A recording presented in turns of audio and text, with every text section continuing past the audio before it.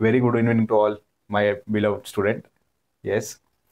So खरोखर एकतर सगळ्यात पहिलं म्हणजे खूप खूप धन्यवाद तुम्हाला. आपण यूट्यूब चॅनेल, मी नंबरचा फॅसिनेट नसलो तरी सुद्धा माणूस आहे, प्रत्येकाला ॲप्रिशिएशन लागतं आणि आपण ग्रो होतोय. येस, आपण ग्रो होतोय. तुमचं, माझं, आपलं वर्तुळ एज्युकेशन. येस. सो बघा, आता तुम्ही बघत असाल आपली ही थंबनेल जी आहे, how to revise and retain in last 15 days.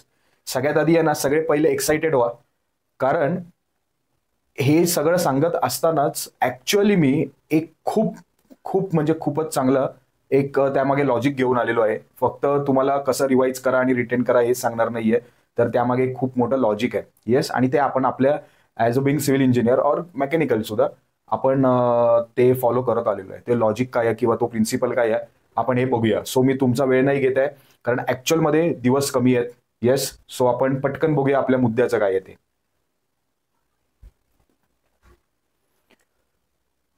बघा, सगळ्यात पहिलं तर मला तुम्हाला हे सगळ्यांना ना अलर्ट करायचं आहे ना वॉर्न करायचं आहे, एक तुम्हाला रिक्वेस्ट करायची आहे. कारण प्रत्येकामध्ये, मुलगी असू दे, मुलगा असू दे, तो खेड्यात राहणार असू दे, शहरात राहणार असू दे, इंग्लिश बोलणार असू दे नसू देत, येस, अजूनपर्यंत डिग्रीमध्ये हुशार असू देत नसू देत, पण प्रत्येकामध्ये कॅपेबिलिटी आहे. आणि तुम्ही खरं म्हणजे प्रिपरेशन करायचा कॉम्पिटेटिव्ह एक्झामसाठी, मग ते ठीक आहे, तो डिसिजन ज्या वेळेला घेतलात ना त्याच वेळेला येस तुमच्यामध्ये ती ॲबिलिटी आहे आणि ती कॅपेबिलिटी होती, म्हणून तुम्ही हा डिसिजन घेऊ शकलात. इझी नसतं, सर्वांना इझी नसतं ह्या मार्गाला येणं. येस. सो एकतर सगळ्यात आधी आहे ना, प्रत्येक जण हा व्हिडिओ बघताना आणि व्हिडिओ बघून झाल्यावर पहिलं म्हणजे स्वतःचा माइंडसेट रिसेट करायचा आहे. येस, इथे लिहिलेलं आहे, इथे नाव तुम्हाला वाचून दाखवतो, रॉजर क्रॉफर्ड. ओके. सो ते असं म्हणतायत, being challenge in life is inevitable. Okay. Challenges आयुष्यामध्ये येणं हे ऍक्च्युअलमध्ये आपण इन्व्हाइट करत नाही, ते त्याच्या येण्याप्रमाणे येतात, ते इनवायटेबल असतात. पण बीइंग डिफिटेड इज ऑप्शनल. आता तुम्ही 15 दिवसांआधीच जर डिफिटेड स्वतःला वाटून घेताय तर खूप प्रॉब्लेमॅटिक आहे. किंवा जसजसे दिवस जाणार आहेत तसतसं तुम्ही जर तुम्हाला डिफिटेड वाटून घेताय, इवन मी म्हणतो की तुम्ही पेपर देऊन आल्यानंतर खूप वर्स्ट फिलिंग येत असेल, ती सुद्धा वेळ तुम्ही डिफिटेड वाटून घेण्याची नसेल. येस, जोपर्यंत तुम्ही हार मानत नाहीत ना तोपर्यंत तुम्ही हरलेले नसता, हे कायम लक्षात ठेवा. सो सगळ्यात पहिलं आहे ना, पूर्ण हा जो गेम आहे ना कॉम्पिटेटिव्ह एक्झामचा, कारण शेवटी ऍट लास्ट तुमचे ते 2 तास एक्झाम मध्ये only those 2 hours will matter. Only those 2 hours. Believe me. तुम्ही आधी कसं प्रिपेअर करताय, कोण खूप चांगल्या लेवलवर आहे, येस, कोणाला कन्सेप्ट लगेच ग्रास्प होत आहेत, कोण क्लासमध्ये असेल तर एक आपल्याला माहिती असते एक सर्टन सेट ऑफ स्टुडंट्स असतात की ते खूप चांगले लगेच क्विक आन्सर्स करतात. सो आपल्याला भीती वाटते, अरे मला नाही जमत आहे. सो ते कॉम्प्लेक्सिटी येते. कोणी कुठल्याही लेवलवर असू दे, येस, कोणी कुठल्याही लेवलवर असू देत. मी काय म्हणतोय, ऍटलिस्ट तुम्ही इथून पुढचे 14 ते 15 दिवस जर तुम्ही टाउन प्लॅनिंग असिस्टंटचा, रचना सहाय्यकचा जर फॉर्म भरलेला आहे, तर इथून पुढचे 14 आणि 15 दिवस हे फक्त आणि फक्त तुमच्या मेहनतीचे असायला पाहिजेत. हे कायम लक्षात असू देत पुढचे next 14 to 15 days. Right. So हे तर झालं, मला तुम्हाला अवेअर करायचं होतं. सो माइंडसेटची स्लाइड झाली. आता मी तुम्हाला तेच म्हणतोय, एकदा तुम्ही स्वतःला अवेक केलं ना, आता काय करायचंय माहितीये, आता नेक्स्ट तुम्हाला करायचं आहे, प्रत्येक जण स्वतःला ओळखतो आणि स्वतःपेक्षा कोणीही या जगामध्ये आपल्याला चांगलं ओळखत नाही. येस, तुम्ही ओळखता. म्हणजेच काय, तुम्हाला तुमचे स्ट्रेंथ आणि विकनेसेस माहिती आहेत. प्रत्येकाला आपले स्ट्रेंथ आणि विकनेसेस माहिती आहेत. हा, तुम्ही ते दुर्लक्षित करता हे वेगळं. येस, किंवा सध्या सोशल मीडिया आणि बाकीचे इन्फ्लुएन्सिंग मार्केटमध्ये ते थोडे मागे पडत असतील, हे पण वेगळं. राईट. सो सगळ्यात पहिलं तुम्ही तर तुमचे आपल्या समोर असणारा टास्क म्हणजे आपला अभ्यास, म्हणजे आपल्या टेक्निकल आणि नॉन टेक्निकल, त्याच्यामध्ये टेक्निकल सोबत लँग्वेज पण महत्वाची आहे. आपली TPA काही आठवा जर तुम्ही आपला व्हिडिओ पाहिला असेल. तर पहिलं स्ट्रेंथ ओळखा, विकनेसेस ओळखा. म्हणजेच काय, मी समजावतो. म्हणजेच काय, आपल्याला एक डिसिजन घ्यायचा आहे. आपल्याला सब्जेक्ट ज्यात आपण प्रिपेअर करणार आहोत ना नेक्स्ट 15 days मध्ये, ते तुम्हाला ठरवायचं की तुमचं माइंड मल्टिपल सब्जेक्ट्समध्ये काम करू शकतं एका विदिन गिव्हन डे मध्ये की नाही करू शकत. फॉर मी पर्सनली माझं माइंड जे आहे ते मल्टिपल सब्जेक्टसाठी नाही काम करत. मी कितीही ठरवलं ना, मी सुद्धा ठरवलेलं आधी की आज आपण 3 सब्जेक्ट घ्यायचे, 4 सब्जेक्ट घ्यायचे. Yes, rotational policy, switch mind करायचं. म्हणजे आता 2 तास हे शिकलो, मग 1 तास वेगळं काहीतरी हलकं फुलकं, मग परत 2 तास वेगळा सब्जेक्ट, इम्पॉर्टंट सब्जेक्ट. माझ्या बाबतीत असं नाही, टू बी व्हेरी ऑनेस्ट. मला सिंगल डे मध्ये किंवा 1 किंवा फार फार तर 2 सब्जेक्ट, राईट. पण आता आपल्याला तर 5 सेक्शन्स आहेत एक्झामचे, मी त्याच्यावर येतो. पण 5 सेक्शन्स मधून सुद्धा मी स्वतः तुम्हाला पुढे सांगताना ते 5 सेक्शन्स न ठेवता, बघा, डे 1 पासून तुम्ही जर मला ऐकताय तर मी लँग्वेजचे बी आणि ए आणि बी 2 सेक्शन्स हे मी एकच मानतोय. कारण 30 क्वेश्चन्स लँग्वेजचे मी एकच मानतोय. आफ्टर टेक्निकल लँग्वेजला मी इम्पॉर्टन्स देतोय, त्याच्यामुळे तिथे एक सेक्शन कमी झाला. आणि रिझनिंग आणि GS/GK ना त्याला 1 सेक्शन मानतोय. म्हणजे माझ्याकडे 3 गोष्टी आहेत करण्यासारख्या. ओके, सो मी त्यामध्ये थोडासा अनकम्फर्टेबल असेल, पण तरी पण मला माहिती आहे की ओके ठीक आहे, मी मला स्वतःला सस्टेन करतोय तर मी ते करू शकतोय. सो तुम्हाला पण हा डिसिजन घ्यायचा आहे की तुम्ही मल्टिपल सब्जेक्ट करू शकताय की नाही. ओके, मल्टिपल म्हणजेच तुम्ही टेक्निकलच्या लेटचे जो करू शकतोय तो दिवसाला 4 सब्जेक्ट घेईल, पण प्लस तुम्हाला लँग्वेजचे असणारच आहेत 2 सब्जेक्ट, प्लस रिझनिंगचे असणारच आहेत. म्हणजे ते बघा किती मल्टिपल होत आहेत. जर जो माझ्यासारखा आहे मल्टिपल सब्जेक्टची एक्वायर्ड नाही आहे, ओके, फ्रेंडली नाही आहे, तो काय करणार, एखाद किंवा दुसराच टेक्निकल सब्जेक्ट घेणार. येस, सोबत 1 लँग्वेज घेणार आणि सोबत रिझनिंग आणि हे घेणार. पण जे घेणार ते एकदम ऍब्सोल्यूट करायचं, व्यवस्थित करायचं. सो ते तुम्ही ठरवा. पहिला तर डिसिजन तुम्हाला घ्यायचा आहे. आता बघा, आता सध्या तरी आपल्याकडे ऍक्टिव्ह एक्झाम्स म्हणजे आपल्याला माहिती आहे की एक BMC आणि टाउन प्लॅनिंगचं तर शेड्यूल पण आलंय एक्झामचं. आता कसं आहे माहिती आहे, आज आपल्याकडे ज्या वेळेला 3 महिने किंवा 3 पेक्षा 4 महिने ज्या वेळेला राहिलेले असतात ना, त्यावेळेला आपल्याकडे एक वेळ असतो आपल्या विकनेसेसवर काम करायचा. येस, आपल्याकडे एक वेळ असतो आपल्या विकनेसेसवर काम करायचा. फॉर एक्झाम्पल, आता तुम्ही BMC साठी नुकतंच प्रिपेअर केलं असेल, थोडं स्वतःला रिलॅक्स करणं, थोडं अभ्यासाच्या त्या मोडमध्ये आणणं, थोडं सॉन्ग काय आहे हे समजून घ्यायला थोडा जास्त वेळ देणं. ओके, म्हणजेच काय, over the period of time तुम्ही जर वर्किंग असाल तर तुम्हाला सवय नसते, तुम्ही थोडा वेळ देऊ शकता. तो तुमचा विकनेस झालेला असतो ना तर स्टडी करणं, तर ते तुम्ही अफोर्ड करू शकताय फॉर BMC ऍस्पिरंट्स. ओके, पण टाउन प्लॅनिंग असिस्टंटचे जे एक्झाम देत आहेत, सिरियसली आताची जी वेळ आहे ना ती विकनेसेसवर काम करायची नाहीये. बघा, ह्याच्यामध्ये खूप लोकांचं माझ्यापेक्षा डिफर असेल त्यांचं मत, पण हे प्युअरली माझं मत आहे की लास्टच्या दिवसांमध्ये ना शेवटी आपल्याला गेम चेंजिंग गोष्टी ठरतात तर ते आपल्या स्ट्रेंथच. आपल्याला आता आपल्या ज्या काही स्ट्रेंथ आहेत ना आपल्याला त्याच्यावर फोकस करायचं आहे. मी काही म्हणत नाहीये की तुम्हाला समथिंग काहीतरी एलिमिनेट करायचं किंवा ओमिट करून तुम्हाला हाफ प्रिपेअर करून तुम्हाला जायचंय. येस, मी त्याच्यावर येतो. पण टाउन प्लॅनिंग असिस्टंटसाठी पुढचे 15 दिवस आहेत आणि त्यावर तुम्हाला स्ट्रेंथवर काम करायचं आहे. आणि BMC ऍस्पिरंट त्यांच्याकडे एक बऱ्यापैकी 50, 60, 70, 80 दिवस आहेत. त्यांनी त्यांच्या विकनेसेसवर काम करायला घ्या, कारण एक वेळ पण अशी येणार आहे तुमचे विकनेसेस तुम्हाला साईडला ठेवून मग जी काही तुमची स्ट्रेंथ असेल थोडीफार त्याच्यावर तुम्हाला काम करायची वेळ येणार आहे. त्याच्यामुळे बेटर आहे विकनेसेस, तुमच्याकडे वेळ आहे, विकनेसेस ट्रान्सफर करा तुमच्या स्ट्रेंथमध्ये. येस, आपण BMC वर डिटेल बोलायला एक वेगळी प्रॉपर एक BMC ची सिरीज नक्कीच घेऊन येऊया. त्याच्यामध्ये टेक्निकल आणि नॉन टेक्निकलवर माझे सेपरेट व्हिडिओज असतील. ओके, पण आता सध्या टाउन प्लॅनिंग असिस्टंटवर आपण स्टिक राहतोय आणि आपण नेक्स्ट स्लाइडवर जातोय. आता तुमच्याकडून ऑब्व्हियस आहे प्रश्न येणार पहिला, सर रिव्हिजन कशी करायची. येस, आपला व्हिडिओचा थंबनेल सुद्धा आणि आपला व्हिडिओचा टॉपिक सुद्धा हेच सांगतोय की आपल्याला रिव्हिजनवर बोलायचं आहे. तर रिव्हिजन करण्यासाठी एक साधा आणि सरळ लॉजिक आहे, एक साधा आणि सरळ एक लॉ आहे जो आपण फ्लुइड मेकॅनिक्समध्ये शिकत आलोय. येस, पण आपण कायम ते फक्त फ्लुइड पुरतच मर्यादित ठेवलं. आपण त्याला कधी आपल्या रिअल लाईफमध्ये किंवा आपल्या प्रिपरेशन डेजमध्ये आपण त्याला घेऊन आलेलो नाही.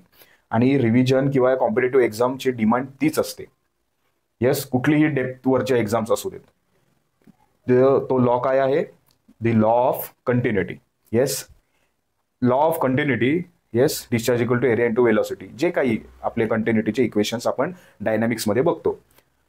आता हे नाव तर फॅमिलियर असतं, पण मी काय म्हणतोय ह्यासाठी आधी आपण जे खालचं स्टेटमेंट आहे ना, ऍक्च्युअल जो लॉ आहे तो आपण रीड करूया आणि मग मी तुम्हाला सांगतो की आपल्याला हा कसा अप्लाय करायचा आहे.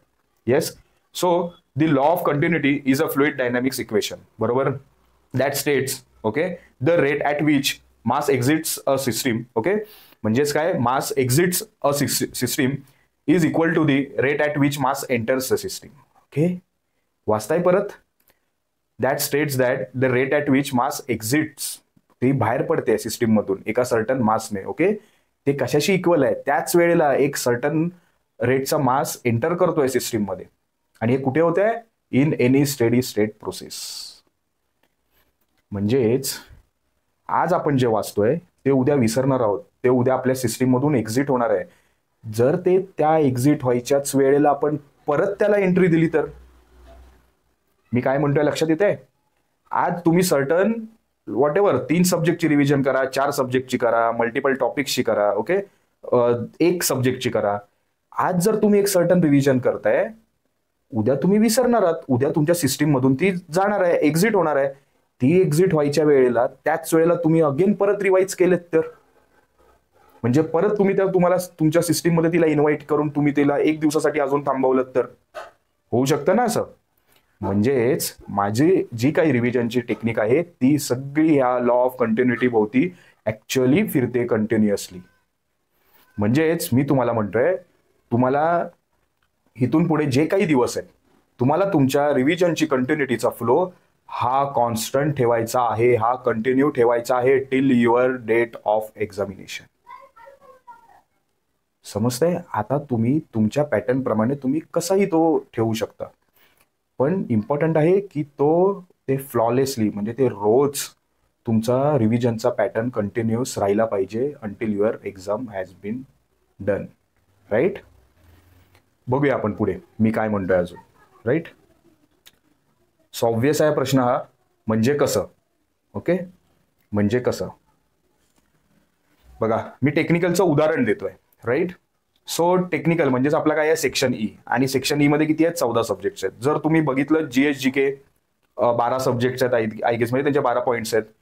रिझनिंग आय गेस 14-13 असतील, म्हणजे ह्याच आसपास आहेत. आणि आपल्याकडे राहिलेले दिवस पण एवढेच आहेत. मी स्वतः पर्सनली कधी मल्टिपल सब्जेक्ट्स असे 8-10 सब्जेक्ट मी दिवसाला नव्हतो करू शकत. सो माझ्यासाठी अजूनही मी 3-4 सब्जेक्ट्सवरच प्रिफर करेन. त्याच्यामुळे मी ही स्ट्रॅटेजी बनवली आहे. तुम्ही याच्यामध्ये मॉडिफिकेशन करू शकता डेफिनेटली. सो उद्यापासून बघा 14 दिवस राहतात उद्यापासून. ओके, म्हणजे आज 16 तारीख, 17 तारखेपासून 30 तारखेपर्यंत 14 दिवस राहतात. सो अकॉर्डिंग टू, जर मी असतो तर मी काय करेन? 1 सब्जेक्ट रिवाइज करेन एका दिवसामध्ये, टेक्निकलचा मी म्हणतोय, टेक्निकलचा. आणि दिवसामध्ये फक्त तेवढंच नाही करणार, ऑब्व्हियसली माझ्याकडे लँग्वेज आणि GS/GK आणि रिझनिंग पण आहे. मी टेक्निकल बद्दल फक्त बोलतोय तुम्हाला समजायला. ओके, सो मी टेक्निकल मधल्या जर 14 आहेत ना, तर त्याच्यामधून 1 पिक करेन. सिमिलरली GS/GK मधून 1 पिक करणार, कारण ते 12 आहेत. अजून रिझनिंग मधून 1 पिक करणार. ओके, आणि लँग्वेजमध्ये असं काही नंबर्स नसले तरी पण मला लँग्वेजचा इम्पॉर्टन्स तर माझा खूप आहे, आणि मी लँग्वेजचा फ्लो मोडणार नाही, त्याच्यामुळे लँग्वेज पण रोज करणार, म्हणजे लँग्वेज पण येणार. म्हणजे माझ्याकडे 1 टेक्निकल मधून आला, 2 GS/GK रिझनिंग मधून आले, 3 झाले, आणि लँग्वेज. ओके, जे काही आहे ते, म्हणजे 3, 4, 5 पर्यंत माझ्याकडे हातात गोष्टी करायच्या आहेत. हे दिवसाचं झालं. सो 1 सब्जेक्ट बघा काय लिहिलंय मी, revise solve revise. Revise solve revise म्हणजेच तुम्हाला 1 सब्जेक्ट जो आहे ना, हा एक्झाम्पलचा माझ्या, तो तुम्हाला रिवाइज करायचा आहे, क्वेश्चन सॉल्व करायचे आहेत. अगेन क्वेश्चन सॉल्व केल्यानंतर आणि रिवाइज केल्यानंतर काहीतरी गोष्टी ऍड ऑन्स होतात. एकतर ते स्टेटमेंट्स फॉर्ममध्ये ऍड ऑन्स झाले, डेटा फॉर्ममध्ये ऍड ऑन्स झाले, जे तुमच्या नोट्समध्ये किंवा तुमच्या रिव्हिजनच्या सप्लिमेंट्समध्ये नसतील तर ते ऍड ऑन करा. ओके, अदरवाईज तुमच्या सॉल्व करताना तुमच्या मिस्टेक्समध्ये गोष्टी असतील, तो एक्सपिरियन्स असेल तुमचा, तो तुम्हाला सेकंड टाइम जी तुम्ही रिव्हिजन करणार आहात ना, त्यावेळेला ते तुम्हाला सगळं लक्षात घ्यायचं आहे. आता आपण प्रिकॉशन्स वाचूया. बघा, पहिल्यांदा रिवाइज केल्यावर, म्हणजे इथे जे रिवाइज सॉल्व रिवाइज लिहिलंय ना, या सिक्वेन्स मधलं पहिली रिव्हिजन आहे. सो पहिल्यांदा रिवाइज केल्यावर आणि ते सॉल्व केल्यावर तुमचा एक्सपिरियन्स नोट डाऊन करा. ऍक्च्युअली लिटरली नोट डाऊन करा. म्हणजे समजायला काय डिफिकल्ट वाटलं त्याची लिस्ट बनवा. येस, काय डिफिकल्ट वाटलं त्याची लिस्ट बनवा. देन त्याच्यानंतर तुम्ही मग सॉल्व करणार. ते सॉल्व केल्यानंतर अजून काहीतरी ऍड ऑन्स होईल, ते लिस्टच्या खाली येऊ देत. आणि ज्या वेळेला दुसऱ्या रिव्हिजनच्या वेळेस तुम्ही तुमचे हे सगळे नोटेड पॉइंट्स, हे एनलिस्टेड पॉइंट्स, त्यावेळेला तुम्ही जास्त फोकस करणार त्या सगळ्या गोष्टींवर. राईट? देन त्याच्यानंतर आजचा सब्जेक्ट उद्या सकाळी परत रिवाइज करायचा आहे. म्हणजे आज तर तुम्हाला रिवाइज सॉल्व रिवाइज हा तर पॅटर्न फॉलो करायचाच आहे for your, like for me 4 to 5 subject across the sections. Okay, so आजचा सब्जेक्ट माझा झाला, मी झोपलो, उद्या उठल्यानंतर ठीक आहे, मी त्या दिवसाचा सब्जेक्ट जर मी घेतोय, आता हा सिक्वेन्स तुम्ही ठरवू शकता. आदल्या दिवशीचा आधी सब्जेक्ट रिवाइज करायचा की तो नंतर करायचा, की फ्रेश सब्जेक्ट फ्रेश दिवशी का पहिला करायचा. पण करायचा तर तुम्हाला आहे. सो करायचं काय आपल्याला, नेक्स्ट दिवसाचा सांगतोय. आजचा सब्जेक्ट म्हणजे आज केलेला सब्जेक्ट 17 तारखेला केलेला, उद्या सकाळी 18 तारखेला परत रिवाइज करून दुसरा सब्जेक्ट हातात घ्या. येस, म्हणजे ती कंटिन्यूटी मधला फर्स्ट डेचा सब्जेक्ट सेकंड डेला आला. जे तुमच्याकडून एक्झिट होणार होतं ना, त्याला तुम्ही एक दिवसासाठी अजून थांबवलं. तिसऱ्या दिवशी अगेन हाच पॅटर्न, म्हणजेच पहिला व दुसरा सब्जेक्ट झाल्याशिवाय, म्हणजे पहिल्या दिवशी केलेला व दुसऱ्या दिवशी केलेला सब्जेक्ट झाल्याशिवाय आपण त्या दिवशीचा तिसरा सब्जेक्ट हातात घेऊ नका. ह्याचा अर्थ आता मी असा सिक्वेन्स आहे की आधी जे झालंय ते मी परत आधी रिवाइज करणार, मग नवीन घेणार. तुम्ही चेंज करू शकता, तुम्ही फ्रेश सब्जेक्ट फ्रेश डेला घेऊ शकता, पण त्याच्यासोबत आधीचं जे झालंय ना सेकंड डेचं आणि फर्स्ट डेचं, ते थर्ड डेला स्किप करू नका. येस, ते स्किप करू नका. आणि असं करत गेलात ना तर डेफिनेटली मी तुम्हाला सांगतो, पुढच्या विदिन अ वीकमध्ये, 15 दिवस सोडा, विदिन अ वीकमध्ये तुम्हाला तुमचा कॉन्फिडन्स डेव्हलप झालेला असेल. देन त्याच्यानंतर तुम्हाला हे जे 14 सब्जेक्ट्स आहेत, ओके, तुमच्या अगदी इव्हन जीएसजीकेची लिस्ट घ्या, रिझनिंगची लिस्ट घ्या, तुमचे टॉप प्रायोरिटी सब्जेक्ट जे आपल्याला आपली स्ट्रेंथ असेल असं तुम्हाला वाटतंय. आता टेक्निकलची तर प्रायोरिटी लिस्ट मी दिलेली आहे आपल्याला आजच्या प्रिपरेशनमध्ये. मी 3 ग्रुप बनवलेले, सो त्याच्यामध्ये तुम्ही ते बघू शकता. जर व्हिडिओ नसेल पाहिला तर नक्की आवर्जून बघा. So from top priority subject पासून लिस्ट प्रायोरिटी सब्जेक्टचा एक सिक्वेन्स करा, राईट. सो हे तुम्हाला काय करायचे, प्रिकॉशन्स घ्यायचे. आता बघा, हा सगळ्यात पहिलं तर जे आपलं युट्यूब चॅनेल काहीच दिवस झालेत, अक्षरशः 1 महिना पण नाही झालाय, मला वाटतं मी 4-5 व्हिडिओ आणि एक काल की परवा मी लाईव्ह आलेलो, ओके. पण मला तुमच्याकडून खूपच चांगला रिस्पॉन्स मिळतोय. आणि ऍक्च्युअली मी कधीच नंबरचा फॅसिनेट नव्हतो, कारण UNM वर्तुळ हे चालू करायचं उद्दिष्ट ह्या एज्युकेशन फील्डमध्ये बसवणं कधीच नव्हतं.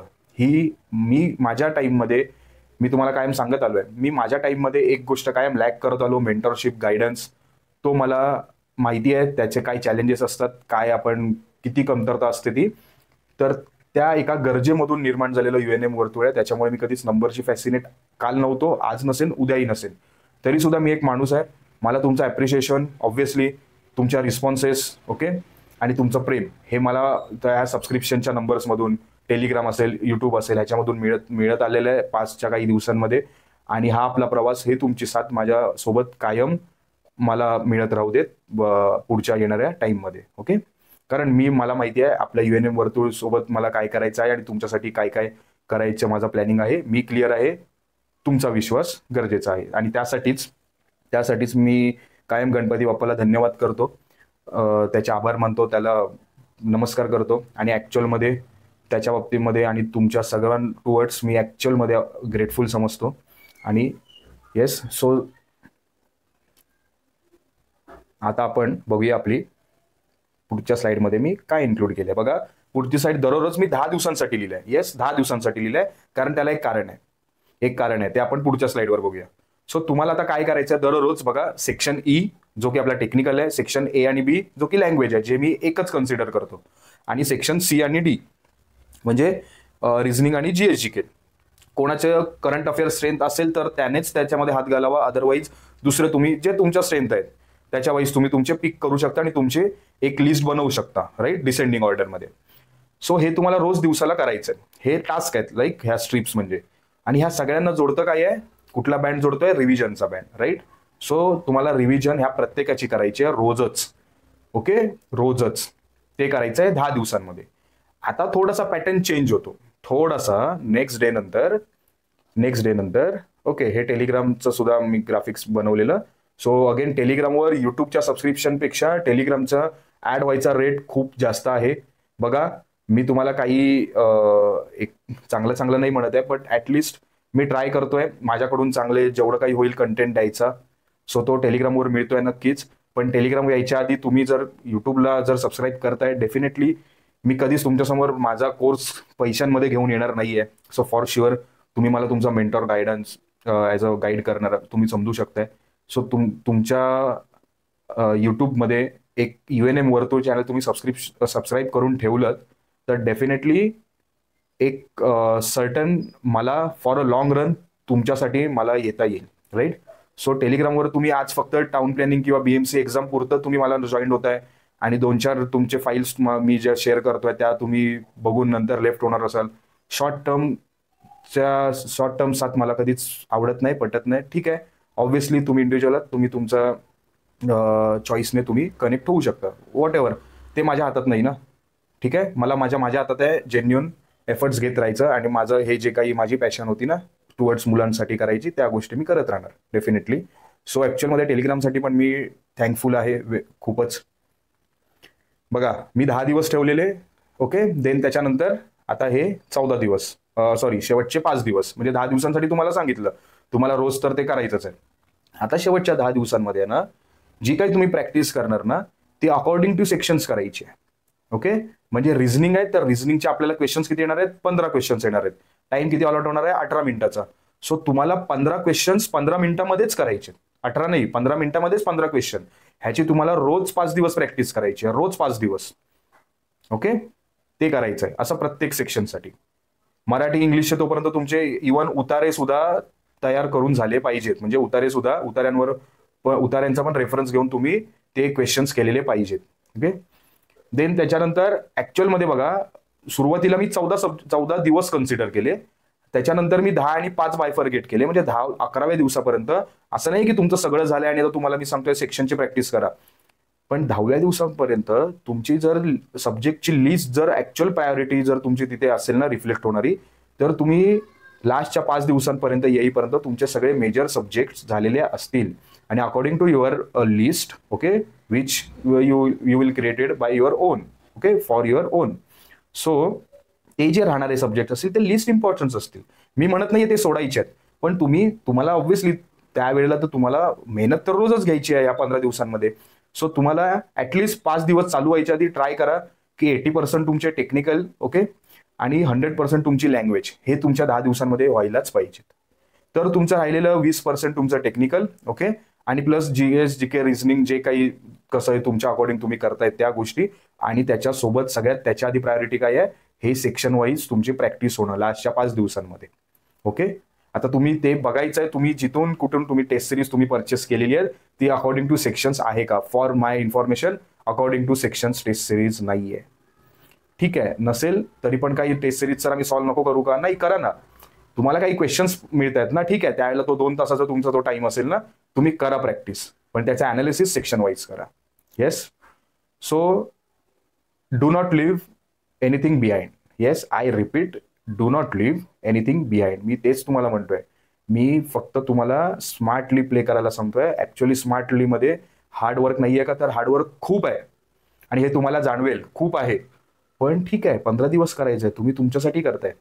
येस, सो हे करत असताना काही मी सर आता दिवस कमी राहिलेत सर, माझ्याने होत नाही सर, मी सोडतो हे एवढे टॉपिक. बघा, ज्याला सिलेक्शन आहे ना, ज्याचं पॉईंटने राहत आहे ना, जो वेटिंग लिस्टमध्ये वर्ष 1.5 वर्ष वाट बघतोय, त्याला विचारा ह्याचं महत्व.